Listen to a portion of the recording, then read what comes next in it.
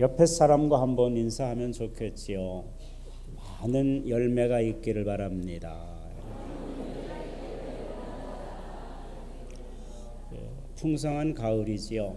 많은 열매가 여러분 삶 가운데 맺혔으면 그렇습니다. 참 세상을 살아갈 때에 명령을 듣는 사람이 있고 명령을 하는 사람이 있습니다. 명령을 하는 사람이 좋겠습니까? 듣는 사람이 좋겠습니까? 나눠지는데 여기서도 듣는 사람이 세상 살기는 편해요. 명령하는 사람은 편안하지 않습니다. 뭐 다 장단점이 있어요. 예수님도 이 세상에 오셔서 많은 명령을 하셨어요.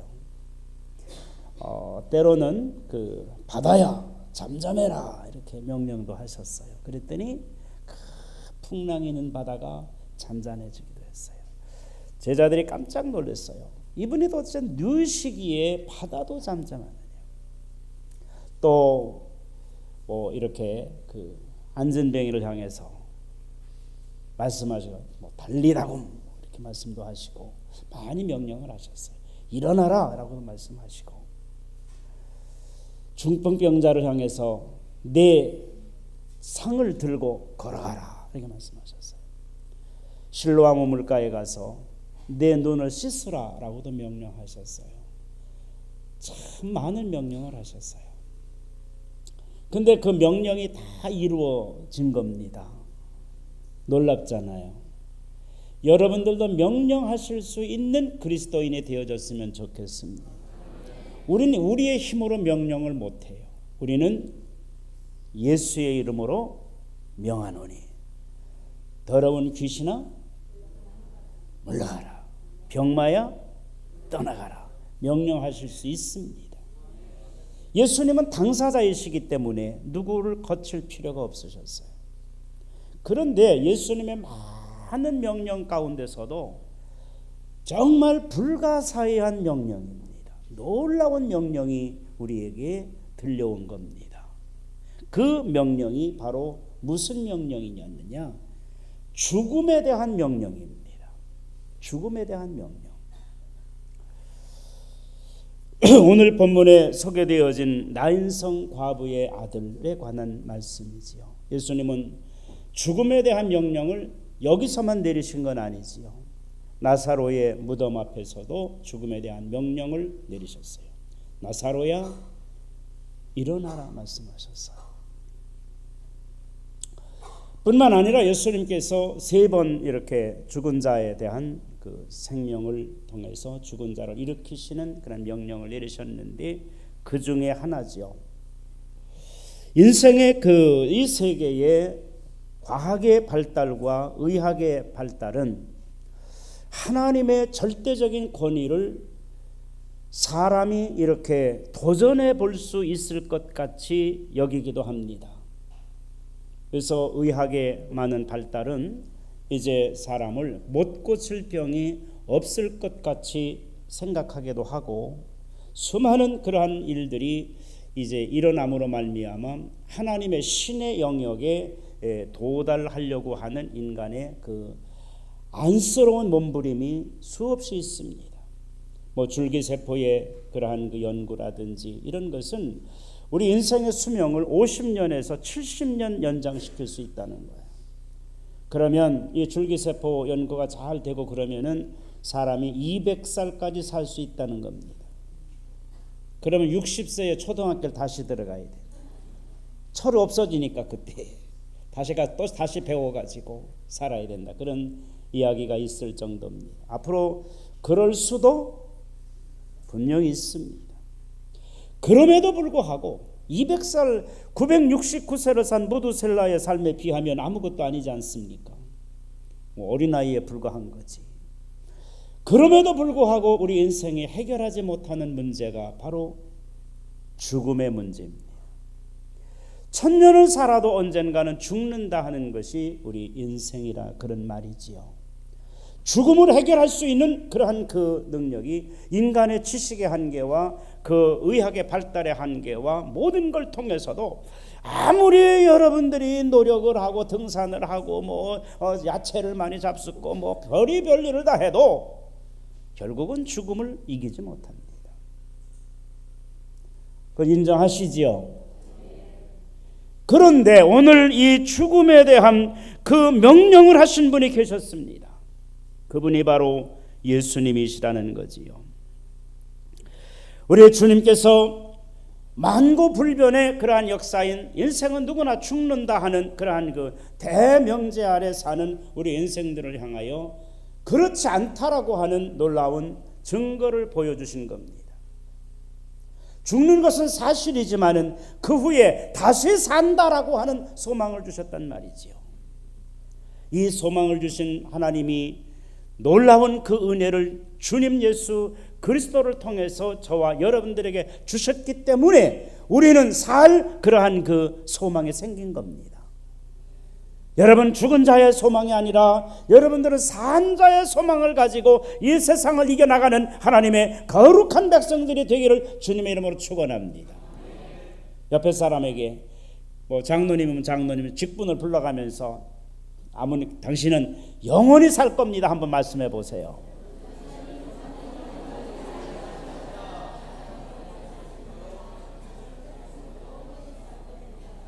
왜 안 하는 사람 도대체 뭐야? 목사님 거짓말하지 마세요 그러는 게. 다시 한번 해봐요. 당신은 영원히 살 겁니다.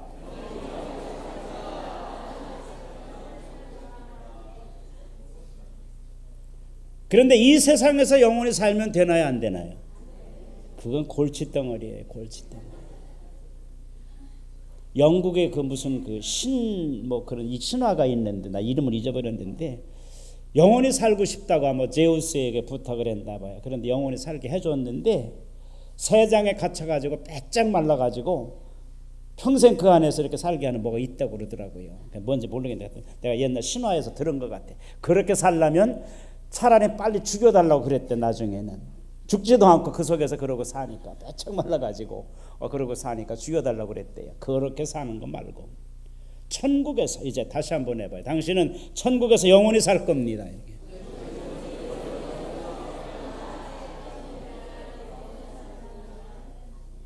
이게 우리의 소망이에요. 이 소망이 없다면요 우리는 다 절망 가운데에 무너질 수밖에 없어요. 오늘 그 본문의 말씀에 한 청년의 장례 행렬이 이제 진행됩니다. 여기에서 그 말씀 가운데에 이 나인이라고 하는 갈릴리 지역의 나인이라고 하는 나인성이라고 하는 곳에 남편도 세상을 떠났고 외아들 하나를 키우면서 그 아들을 삶의 소망으로 사는 한 여성이 있었습니다. 남편도 세상도 떠나고 그렇지만 그래도 자녀가 있기 때문에 아직은 그렇게 절망적이지 않았어요. 그런데 이 가정에 절망적인 사건이 일어난 겁니다. 그 아들이 세상을 떠났어요. 왜 떠났는지 몰라요.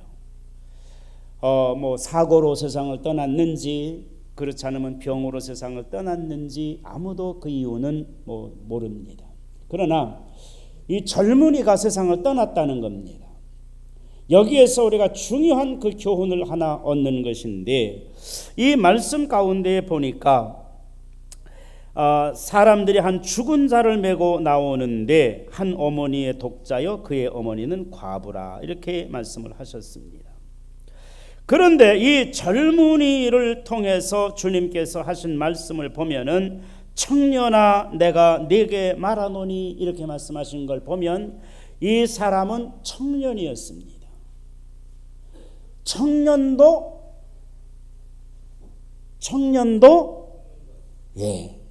그건 다 아시는 사실이잖아요. 청년도 죽는다 이 말이에요. 세상에 태어나는 것은 순서가 있지만은 세상을 떠나는 것은 순서가 없습니다. 청년은 가장 살만한 때요, 가장 혈기가 왕성한 때인데 이 청년이 죽었다는 겁니다. 사랑하는 성도 여러분, 우리는 여기에서 인생의 삶의 한 귀한 진리를 또 우리가 짚고 넘어가야 되잖아요. 청년의 때에 내가 죽는다는 거 상상하고 싶지도 않지 않습니까? 본인도 그렇고 부모는 더 말할 것도 없고 그렇습니다. 그런데 이 말씀 가운데서 우리에게 주어지는 귀한 교훈은 청년도 죽을 수 있다는 것. 자, 이것을 좀 더 우리가 발전시켜 보면 나도 죽을 수 있습니다. 너도 죽을 수 있습니다. 우리는 삶의 그러한 그 귀한 원리 가운데서 생사의 모든 권리가 하나님께 있다고 하는 절대 주권을 인정해 드릴 수밖에 없는 이유가 여기 있습니다.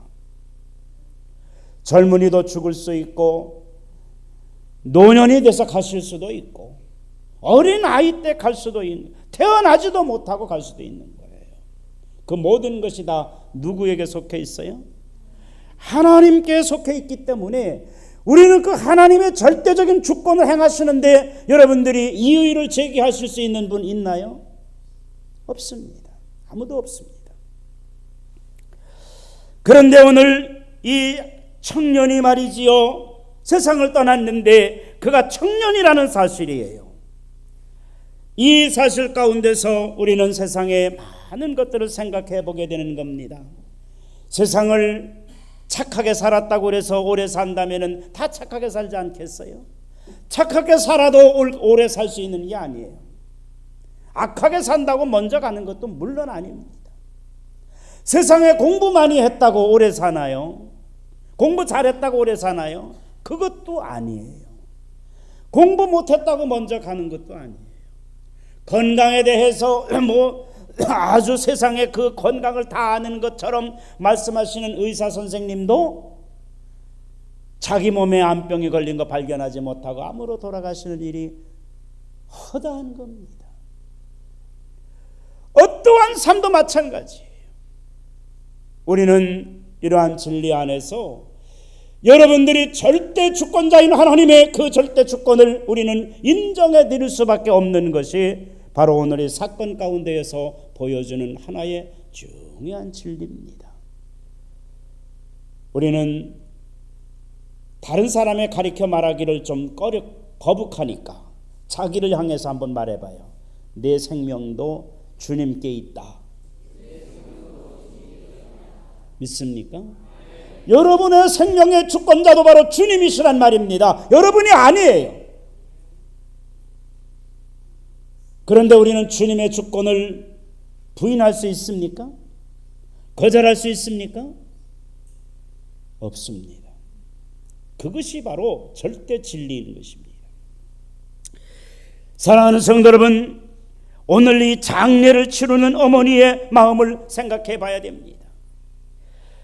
하나밖에 없는 남편도 세상을 떠났고 하나밖에 없는 그 청년 아들을 소망으로 삼고 있던 이 여인에게서 그 아들이 세상을 떠났을 때에 이 어머니가 할 수 있는 일이 뭐가 있느냐 말입니다.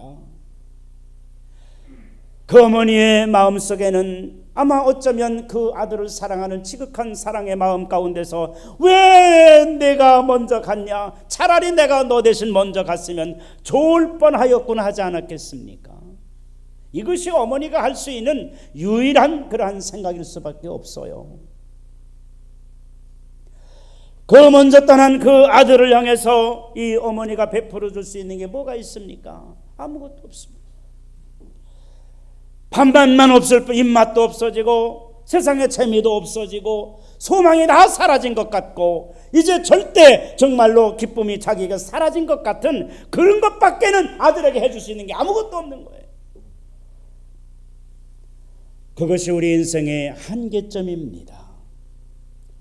이제 그 아들은 입관을 해서 관을 메고 사람들이 장지를 향해서 발걸음을 옮기고 있는 것입니다.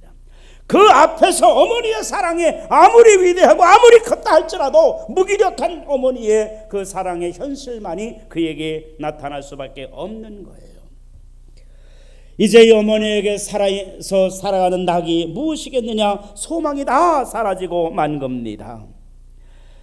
그래서 그 아들을 어쩔 수 없이 이제는 장지로 옮겨가는데, 여기에 말씀 가운데에 보니까 이제 11절과 12절의 말씀에 이렇게 소개되어진 것 다시 한번 보면, 그 후에 예수께서 나인이란 성으로 가실새 제자와 많은 무리가 동행하더니 성문에 가까이 이르실 때에 사람들이 한 죽은 자를 메고 나오니 이는 한 어머니의 독자요 그의 어머니는 과부라. 그 성에 많은 사람도 그와 함께 나오거늘 말씀하고 있습니다. 보세요. 인생의 삶에서 지금 두 큰 행렬이 마주치고 있는 겁니다. 하나의 행렬은 죽은 아들 그 장례 치르기 위해서 장제로 향하는 죽음을 아파하면서 죽음을 안고 가는 장례 행렬이, 많은 사람들이 아픔과 슬픔을 함께 나누면서 그 어머니를 위로해서 이렇게 마음이 아프겠지만은 이제는 어떡하겠어, 달래야지, 진정해, 너무 울다가 당신 이렇게 병 날까봐 걱정스러워, 좀 진정해, 이렇게 할 수밖에 없는 거예요. 그런데 그 맞은편에 한 행렬이 오는데 그 행렬의 맨 앞에는 우리 예수님께서 그 행렬을 향해서 향해 오고 있는 아주 상반된 상황의 그런 행렬이 마주치고 있는 겁니다. 예수님을 따르는 수많은 사람들이 바로 이제는 그들은 생명을 보았고, 그들은 진리를 보았고, 그들은 거룩한 하나님의 나라에 소망을 가졌고, 그들은 영원한 나라를 바라보면서 살아오는 사람들, 예수님의 사랑 안에 있는 그 사람 많은 무리들이 이 죽음의 행렬과 함께 이렇게 마주치는 장면이 오늘 본문의 한 사건입니다. 사랑하는 성도 여러분, 여기에서 우리는 죽음과 생명이 만나고 있는 것을 보게 되는 겁니다. 그리고 죽은 인생과 죽을 수밖에 없는 인생과 영원한 생명이신 예수님이 만나고 있는 놀라운 사실을 여기에서 바라볼 수 있게 되어지는 거예요. 사랑하는 성도 여러분, 바로 우리가 이제는 죽음을 처리하기 위한 행렬과 영원한 생명을 우리에게 주기 위해서 이 땅에 오셔서 지금 일하고 계시는 주님과의 만남이 여기에서 이루어지고 있다는 것입니다. 이 만남 가운데서 우리 주님께서 그 상황을 보시고 하시는 말씀이 있습니다. 여기에 말씀을 보면은 12절에 이렇게 말씀하십니다. 사람들이 한 죽은 자를 메고 나오니 이는 한 어머니의 독자요 그의 어머니는 과부라. 그 성에 많은 사람도 그와 함께 나오거늘 주께서 그 과부를 보시고 불쌍히 여기사 그랬어요. 수많은 사람이 있었지만은 그 수많은 사람들 가운데서 장례 행렬과 예수님을 따르는 행렬이 있었는데, 그 수많은 행렬 가운데서 예수님께서 한 여인을 보셨는데 그 여인의 마음에서 슬픔을 보셨습니다. 그 슬픔이 바로 뭐냐? 그 어린 아들을 잃어버린 어머니의 슬픔을 그곳에서 보았던 겁니다. 사랑하는 성도 여러분, 얼마나 이 사건이 우리 생을 살아갈 때에 진솔하며 우리가 다 피하고 싶은 것이고 우리에게 일어나지 않았으면 좋을 것 같은 일이 여기에서 일어나고 있는데, 그 상황을 지켜보시는 우리 주님께서 그 청년의 어머니를 바라보시면서 이렇게 말씀하시는 거예요. 그 과부를 보시고 불쌍히 여기셨다라고 말씀하시는 겁니다. 불쌍히 여기셨다, 긍휼히 여기셨다는 것입니다. 우리 주님께서는요, 건강한 사람도 행복한 사람도 가까이 하시길 원하시지만은 우리 주님은 건강하고 행복하게 있는 사람들보다는 슬픔 가운데 있는 사람, 외로움과 아픔 가운데 있는 사람을 더 긍휼히 여기시는 줄을 믿습니다. 아무도 그를 위로할 수 없는 그 상황에 있는 이 어머니를 주님이 바라보시고 그를 불쌍히 여기셨다는 거예요. 이게 주님의 마음입니다. 그런데 우리 주님께서 이 어머니에게 하신 이 말씀을 우리가 기억해 봐야 됩니다. 주님이 그 어머니에게 하시는 그 명령을 보니까 뭐라고 말씀하시느냐? 13절에 그 말씀에 보니까 울지 말라. 울지 말라. 우리는 세상에서 이 슬픔을 당한 여인에게 울지 말아라 할 수 있는 사람이 어디 있습니까? 그런데 우리 주님께서는 울지 말라고 말씀하셨어요. 이것은 유대인의 관습에도 보면은 크게 위배되는 일이었습니다. 슬픔을 당한 그 가정에 슬픔을 당한 당사자인 그 어머니에게 울지 말라라고 할 수 있는 사람은 아무도 없었어요. 황제라도 할 수 없어요. 어떠한 권세 있는 사람도 할 수 없어요. 아무리 가까운 사람이라고도 할 수 없어요. 울지 마세요 할 수 없습니다. 왜? 그 슬픔을 대신해 줄 수 없고 그 슬픔의 문제를 해결해 줄 수 없기 때문에 우리는 아무도 울지 말아라 할 수 있는 자격이 없어요. 오히려 실컷 우세요 할 수밖에 없어요. 속이 풀릴 때까지 우세요. 위로가 될 때까지 우세요 할 수밖에 없는 게 인생의 한계점입니다. 그런데 이러한 인생들에게 이렇게 말하실 수 있는 분이 계시니 그분이 바로 예수님이십니다. 울지 마세요 말합니다. 울지 마세요. 주님이 울지 마세요 하는 그 말씀이 명령이었습니다. 울지 말아라 하는 것이 명령이었습니다. 이것은 주님께서 이 슬픔을 해결할 수 있고 이 문제를 해결할 수 있는 유일한 분이시기 때문에 오직 예수님만이 하실 수 있는 말씀이셨어요. 울지 말라. 사랑하는 성도 여러분, 이 주님의 이 말씀 가운데서 어떻게 보면은 무례하게 보일 수도 있고 많은 사람들이 의아하게 여길 수도 있습니다. 많은 사람들은 울지 마라, 듣기 싫어 이렇게 말한다면은 이게 얼마나 기가 막힌 일이겠어요. 많은 사람들은 손가락질했을 겁니다. 제 일 아니라고 저렇게 말할 수 있나 비웃었을지도 몰라요. 저에게 스스로 당한 일이 아니라고 남의 일이라고 저렇게 말할 수 있느냐고 비아냥거리면서 손가락할 수 있어요. 그리고 예법상에도 맞지 않습니다. 어떻게 슬픔을 당한 가정에서 울지 말라고 할 수 있느냐, 이렇게 우리가 말할 수 있는 상황이 여기에 벌어졌는데 우리 예수님께서는 이 여인을 향하여 말씀하신 것입니다. 울지 말라라고 말씀하신 것입니다. 그리고 나서 두 번째는 주님께서 그 관에 손을 대셨다는 겁니다. 유대인의 예법상 이 관에 손을 대는 것은 부정한 것으로 여겼어요. 그래서 아무도 그 관에 손을 대려고 하는 사람이 없어요. 그런데 예수님께서는 그 관에 손을 대셨다는 겁니다. 너무 놀랐습니다. 많은 사람들이 놀랐습니다.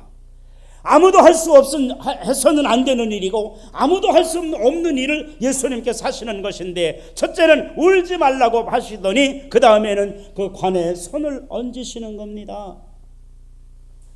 손을 얹으실 때에 많은 사람들이 깜짝 놀랐어요. 그래서 그 행렬은 거기에서 멈추었습니다. 유대인들이 부정하게 생각하고 이 관에 손을 대는 것처럼 그조차도 많은 사람들이 불쾌하게 생각하는 일을 예수님께서 하셨을 때에 많은 사람들은 이 두 가지 울지 말라 하는 그 음성과 관에 손을 대는 예수님의 그 행위에 많은 사람들은 놀랐어요. 그래서 그 행렬은 더 이상 진행하지 아니하고 그 자리에 멈추어 섰습니다. 가까이 가서 그 관에 손을 대시니 맨자들이 서는지라 이렇게 말씀이 되어져서 그 행렬은 그 자리에서 멈추어 섰습니다. 사랑하는 성도 여러분, 우리도 이렇게 한번 많은 사건이 여러분에게 생기고 많은 문제가 여러분들에게 생길 때에 한 번은 멈추어 설 수 있는 그러한 계기가 여러분들에게 있어지기를 바랍니다. 멈추어야 될 이유가 있어요. 슬픔도 멈추어야 될 때가 있고 기쁨도 멈추어야 될 때가 있고 우리의 세상의 행복도 여러분들이 멈추어야 될 때가 있고 여러분들의 성공도 한 번은 살펴봐야 될 때가 있고 실패도 한 번은 살펴봐야 멈추어 서야 될 때가 있는 것입니다. 그것이 여러분들의 인생에서 빠르면 빠를수록 좋은 것입니다. 슬픔도 그치고 여러분들이 기쁨도 그치고 이러한 삶의 인생의 삶에서 한번 여러분들은 멈추어 설 수 있는 그 기회가 여러분들에게 주어지기를 바랍니다. 그런데 그 멈추어짐의 원인이 바로 뭐냐? 예수님 때문에 멈추었다는 겁니다. 예수님을 만나고 예수님께서 여기에 주시는 말씀처럼 울지 말라라고 말씀하시고 예수님께서 그 죽음에 손을 대셨기 때문에 여기에서 멈출 수 있었던 것입니다. 우리는 아픔과 우리는 슬픔이 있을 때에 우리에게 주시는 주님의 음성을 들을 수 있어야 됩니다. 언젠가는 주님께서 여러분들에게 울지 말라라고 말씀하실 수 있는 분이 주님이십니다. 그리고 여러분들이 정말 전차와 같이 앞으로만 향해 달려가는 여러분들을 향해서 주님께서는 언젠가 여러분들에게 멈추어라고 말씀하실 수 있는 바로 분이 주님이신 겁니다. 우리 인생은 한번 자리에 멈추어서 자기에게 일어나는 일들을 살펴볼 필요가 있습니다. 바로 주님의 말씀, 주님의 음성 때문에 주님을 만난 그 순간 그 행렬은 이제는 다 멈추어 섰습니다. 고요한 정막이 흐를 수밖에 없습니다. 이제는 많은 사람들이 그 되어져가는 일을 보기를 원하는 것입니다. 그런데 그들에게 일어날 그 일이 얼마나 엄청난 사건이고 얼마나 위대한 사건인가 하는 것을 아무도 생각하는 사람이 없습니다.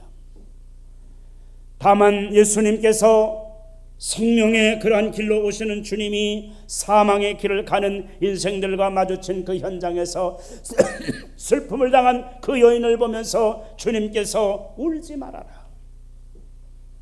그리고 관에 손을 대었을 때에 이 관은 죽음을 상징하는 것이잖아요. 그 관에 손을 대었을 때에 많은 사람들의 동작이 멈추어진 겁니다. 여러분들에게도 이러한 순간이 있어야 될 줄로 믿습니다. 주님의 음성을 듣는 순간 내가 뭘 하는 거지? 내가 이렇게 아픈데 내가 가는 길을 누가 막을 수 있어? 그 순간에 우리는 생각할 수밖에 없는 겁니다. 큰 퀘스천 마크가 거기에 붙여질 수밖에 없는 겁니다. 무슨 일을 하려고, 왜 무슨 일이 일어나려고 멈추어 서느냐 이 말이에요. 미국의 대통령이 이런 말을 했어요. 큰 폭풍 전에 일어나는 그 고요함과 같은 것이다. 이렇게 말을 했습니다. 세상을 깜짝 놀랐습니다. 이 양반이 도대체 무슨 일을 하려고 하는 거지? 그 속에 어떤 생각을 가지고 무엇 때문에 그런 말을 했는지 우리는 아무도 모릅니다.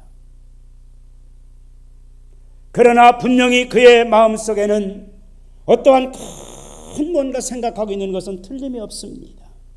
그 세상이 너무 깜짝 놀래니까 그렇게 말하는 거잖아요. 우리가 이 세상을 살아갈 때도 바로 마찬가지입니다. 거대한 태풍이 돌아오기 전에 태풍의 눈, 그곳은 고요의 정점이라고 말했습니다.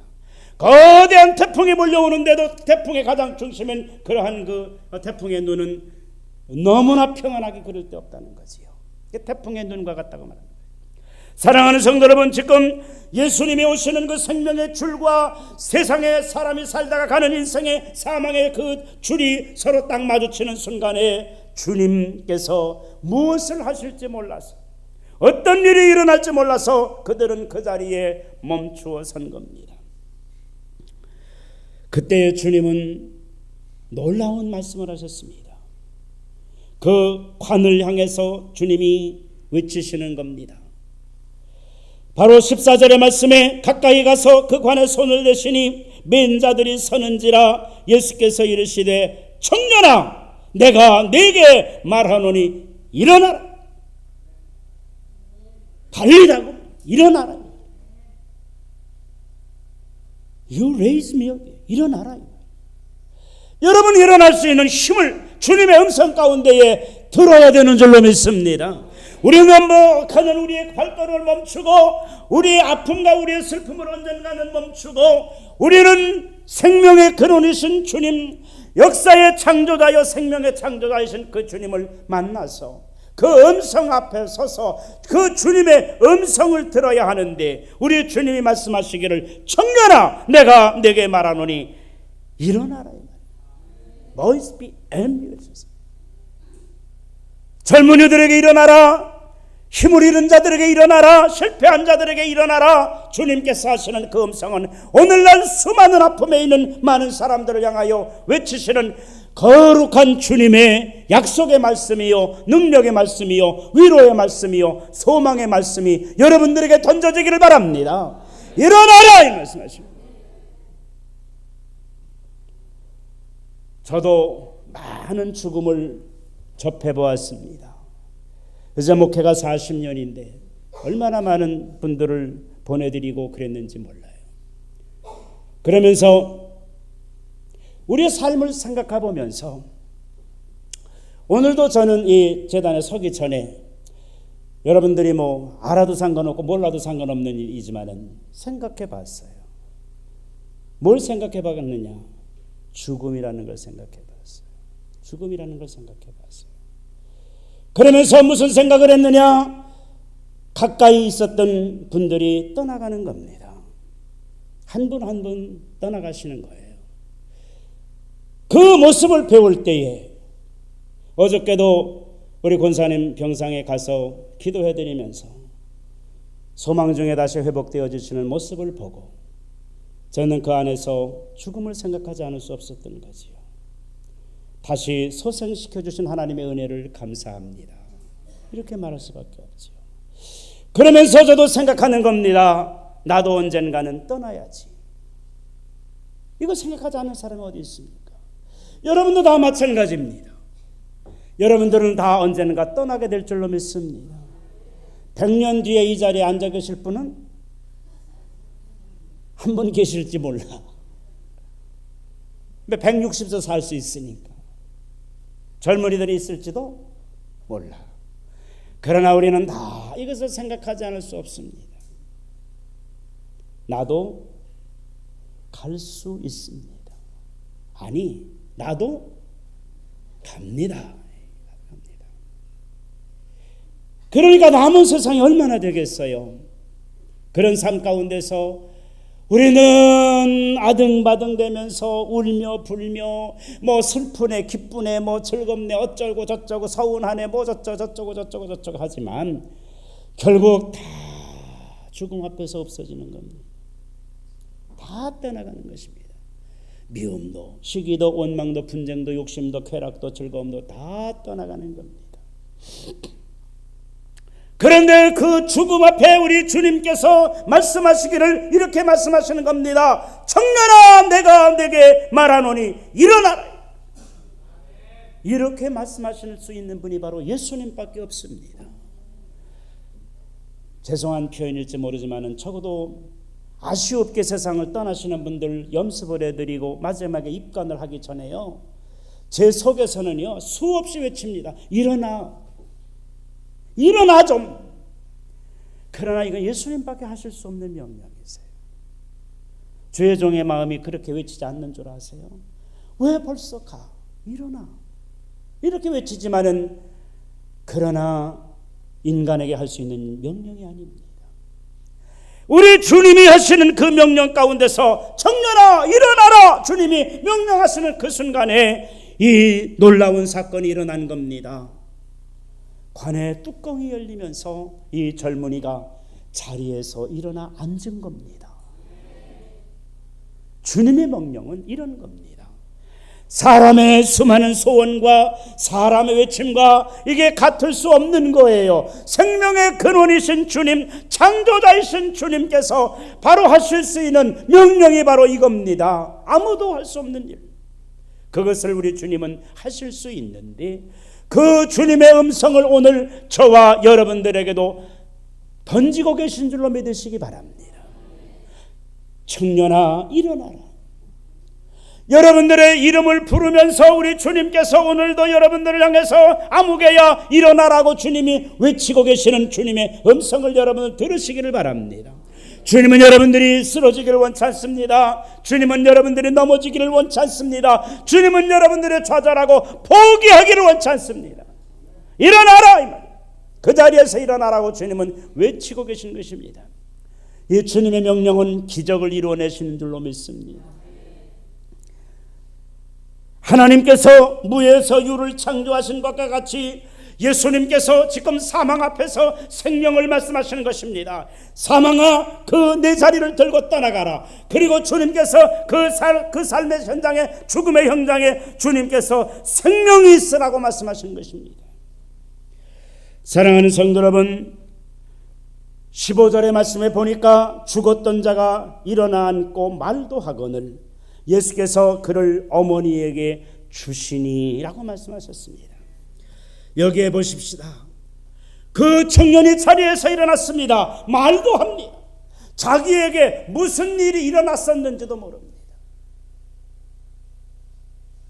사랑하는 성도 여러분, 그런데 주님께서 여기 말씀에 새로운 위대한 말씀을 우리에게 주시는 겁니다. 보세요. 예수께서 그를 어머니에게 주셨다고 말씀하셨습니다. 주셨다고 하는 말이 뭐예요? 죽었을 때는 이미 어머니의 것이 아닙니다. 그런데 그를 살려낸 그 살아난 청년은 누구의 거예요? 어머니의 거 아니에요. 이제는 주님의 것이 되어졌어요. 그래서 주님께서는 그 젊은이를 그 어머니에게 주셨다라고 말씀하시는 거예요. 내 것이니까 주는 거지. 원래 어머니 거였는데 어떻게 주셨다고 말씀하시고 데려가라 그러셨겠지요. 주셨다고 말씀하셨습니다. 같은 원리를 여러분들의 인생길에 한번 비추어 보시길 바랍니다. 여러분들은 이미 다 죽었던 존재입니다. 아담과 하와의 죄로 인해서, 원죄로 인해서 저와 여러분들은 다 죽었던 존재인데 예수님께서 우리에게 생명의 말씀을 주셔서 여러분들을 거듭나게 하시고 새로운 소망을 주셨습니다. 그렇기 때문에 우리는 우리의 것일 수 없습니다. 우리는 다 주님의 것이 되어야 되는 줄로 믿습니다. 그런데 그걸 알지 못합니다. 내 것인 줄 알고 삽니다. 내 것인 줄 알고 내 마음대로 살려고 했습니다. 우리는 이 놀라운 주님의 은혜, 놀라운 주님의 사랑, 그 죽었던 아들이 다시 살아나서 그 어머니에게 주신 그 주님의 사랑을 우리는 알아야 되는 겁니다. 주님도 바로 여러분들을 사망에서 생명을 옮기셔서 어머니의 역할을 하는 교회에 주신 줄로 믿습니다. 교회는 여러분들의 어머니와 같은 존재입니다. 교회를 떠나서 여러분 살 수 없어요. 교회는 여러분들을 품어주는 곳이에요. 교회는 사랑의 그러한 처소예요. 이 교회를 통해서 여러분들이 힘을 얻고 또 어머니의 품 안에서 이 어린 생명이, 이 젊은 청년이 새로운 인생을 일구어 나가는 것처럼 여러분들의 인생을 일구어 나가게 되시기를 주님의 이름으로 축원합니다. 이제는 세상의 사람이 아니라 이제는 주님의 사람이요, 이제는 세상에 일을 하는 사람이 아니라 하나님의 나라에 부름을 받은 자로서의 삶을 사는 것이 우리의 삶의 본분인 것입니다. 지금 아들이 다시 살아난 것은 전적으로 하나님이 자식에게 주신 새로운 선물이라는 것입니다. 이처럼 구원이라고 하는 것은 전적으로 하나님이 주시는 영광스러운 생명의 선물인 줄로 믿습니다. 이 생명의 선물을 여러분들이 받으셨습니다. 그리고 어머니에게 주신 것처럼 교회 안에 여러분들을 세우신 겁니다. 이런 기적의 역사가 일어나니까 16절에 어떠한 그 상황이 벌어졌느냐, 여기 말씀해 보니까 이렇게 말씀하는 것입니다. 모든 사람이 두려워하며 하나님께 영광을 돌려 이르되 큰 선지자가 우리 가운데 일어나셨다 하고 또 하나님께서 자기 백성을 돌보셨다 하더라 라고 말하는 겁니다. 이제서야 사람들은 하나님의 놀라운 섭리와 계획을 볼 수 있었던 겁니다. 그들에게 죽음을 이기신 주님의 명령이, 주님을 통해서 일어난 놀라운 새 생명의 역사를 그들이 경험하고 나서 비로소 그들은 뭐라고 말하는가 하면은 모든 사람이 두려워하며 이렇게 말했어요. 모든 사람이 두려워하며. 여러분들은 이 두려움의 신앙을 소유하시기를 바랍니다. 우리 하나님으로 인해서, 하나님의 말씀으로 인해서, 하나님의 하시는 일로 인해서 우리는 두려워하지 않으면 안 되는 것입니다. 그래서 여러분들은 이런 고백을 늘 할 수밖에 없는 거예요. 나의 나된 것은 하나님의 은혜요. 이것을 아는 순간 우리는 하나님을 두려워하지 않을 수 없습니다. 그래서 우리는 두려움 가운데 기도해야 되고, 우리는 두려움 가운데서 복음을 전해야 되고, 우리는 두려움 가운데서 여러분들의 삶을 이겨나가야 하는 것입니다. 또 그 사람들에게 일어난 것이 바로 뭐냐? 하나님께 영광을 돌렸다라 그랬습니다. 하나님께서 나에게 하신 일을 경험할 때에, 하나님께서 우리에게 하신 일들을 우리가 깨닫게 되어질 때에 우리는 누구든지 하나님 앞에 영광을 돌리지 않을 수 없는 거예요. 이걸 알지 못하기 때문에 많은 사람들이 하나님 앞에 영광을 돌리지 못하는 거예요. 오늘 여러분들이 이 자리에 앉아 계신 거, 제가 이 강대상에 선 것이 바로 하나님의 은혜인 줄로 믿습니다. 그래서 우리는 하나님 앞에 영광을 돌릴 수밖에 없는 겁니다. 사랑하는 성도 여러분, 이 나인성 과부의 아들의 새 생명의 역사가 많은 사람들에게 이렇게 고백을 하게 합니다. 그들이 뭐라고 말했는가 하면, 큰 선지자가 우리 가운데 일어나셨다 하고 또 하나님께서 자기 백성을 돌보셨다 하더라 그랬습니다. 여러분들에게 일어나는 모든 일은 여러분들을 위한 일이 되어지기를 바랍니다. 그런데 그 일을 바로 이루시는 분이 하나님이시라고 하는 것입니다. 많은 사람들에게 큰 기적의 역사를 모르고 이 사건을 보고 나서 하는 이 동심 한 마음에 되어져서 생각하는 것이 바로 뭐냐? 이런 일은 하나님께서만 하시는 일이다, 이렇게 말하는 겁니다. 바로 우리가 신앙의 길을 걸어갈 때 나에게 기적을 일으키실 수 있는 분은 하나님밖에 없습니다. 하나님만이 하실 수 있습니다. 이 고백을 많은 사람들이 그 상황에서 이렇게 외칠 수밖에 없습니다. 그렇기 때문에 우리 주님께서는 이렇게 말씀하시는 거예요. 수고하고 무거운 짐진 자들아, 다 내게로 오라. 내가 너희를 쉬게 하리라. 내가 내게 무엇을 하여 주기를 원하느냐라고 주님께서 말씀하시는 1000번제를 받으신 솔로몬에게 하나님께서 허락하신 말씀도 이 믿음 위에 세워진 겁니다. 우리는 이 하나님의 음성을 들을 수 있는 놀라운 믿음의 소유자가 되기를 바랍니다. 여러분들을 긍휼히 여기셔서, 여러분들을 미쁘게 보셔서 내가 내게 무엇을 해주기를 원하느냐, 이렇게 주님이 물으실 수 있는 믿음의 소유자가 되어주시기를 주님의 이름으로 축원합니다. 이런 기적의 역사가 여러분 삶의 현장에서도 나타나시기를 바랍니다. 하나님은 살아계신 하나님입니다. 오늘도 역사하십니다. 어제도 역사하십니다. 다른 사람에게 역사하신 하나님이 아니세요. 바로 나에게 역사하시는 하나님이신 줄 믿습니다.